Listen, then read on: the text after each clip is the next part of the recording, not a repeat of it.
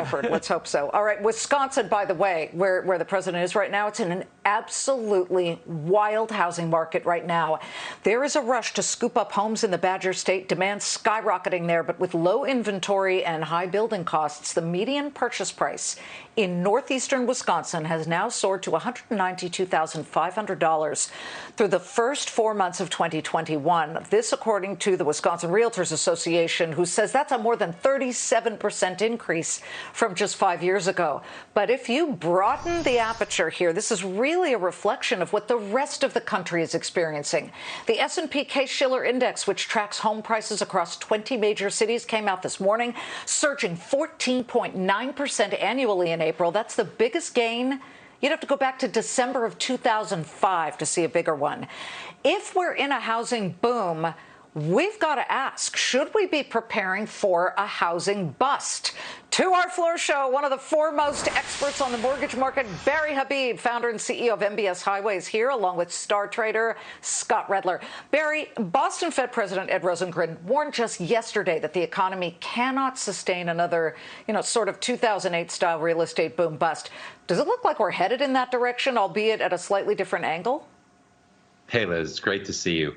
I don't think we're in for a bubble, but individuals could put themselves in their own personal bubble, because if you have a home that's on the market, let's say for $400,000, and the seller's listing it for $450,000, and you get emotional about it and you wind up paying $525,000 for it, it's potentially you could put yourself in your own bubble. So I'm not saying it's easy. It's very difficult out there because this market is so hot. We can't really compare it back to 2008, and the reason for that, or 2007 or 2009, is because back then what you had was 3.7 million homes for sale. Today, there's only 1 million homes for sale. Back then, you had 116 million households. Today, you have 128 million households. So 12 million more households searching for homes that are 3 million less, or 25% of what was available back then. So it's not that type of environment, but it is a really challenging one. Well, I get it, but we are seeing still very historically low mortgage rates, right? I mean, Barry, my question becomes, if we start to look at people who have left money on the table by not refinancing, and I was looking at some numbers here, and it was pretty interesting, but there are a lot of people who did not refi last year, and they could have made back an average of $300 a month had they done that. What are we talking about here with the average 30-year fixed mortgage rate at 3.02%?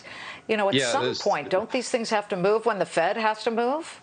So think about what's out there. Number one, yes, you should refinance, because if people are saying, look, I really want to wait for a low rate, I want to wait for 2.5%, that $300 a month, as you pointed out, that you could be saving today, even if you're right, and if it comes down, it might take 9 months, a year to get there. Remember, inflation is running hotter. And at the Jackson Hole meeting, the Fed might say they're going to start to taper mortgage-backed securities. That brings back the Rosengren thing you talked about. That Boston Fed president, along with the St. Louis Fed president, Bullard, is saying that maybe the Fed should slow those purchases down. So they're probably not the only two voices. If mortgage rates start to rise, you could miss this opportunity. The other thing is that if you think about the appreciation that you just mentioned, roughly 15%, and add that to amortization, you've paid down your mortgage a little bit. Anybody who's got mortgage insurance, anybody who's got debts, and who doesn't, right?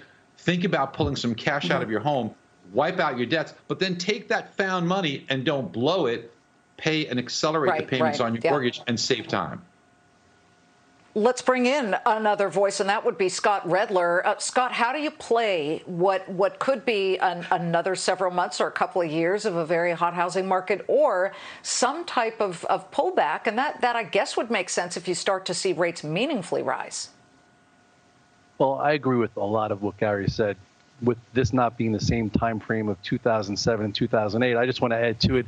In that time frame, I also remember people getting houses and apartments with no money down, interest only. They were buying 3, 4, 5 of them, trying to flip them. I don't see that happening in the housing market now.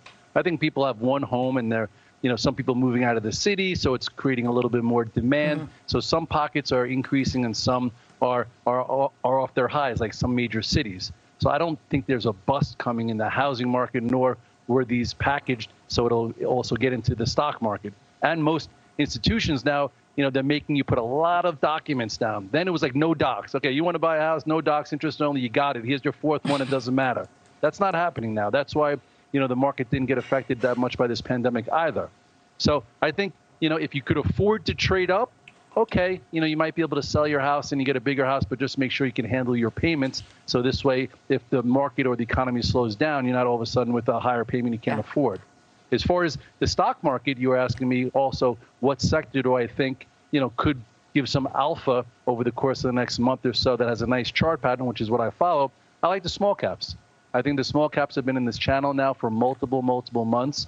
The IWM seems like it's going to break out above 234. And if that happens, that could also help power the stock market through the summer. So I do think there is a lot of healthy sector rotation, and there's a lot of money going around. That's why the housing market's so healthy with interest rates lower, and the stock market's been technically working pretty well.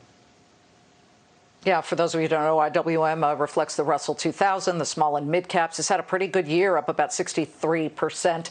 Barry, Habib, Scott Redler, good stuff as we watch a housing market that just doesn't seem to quit.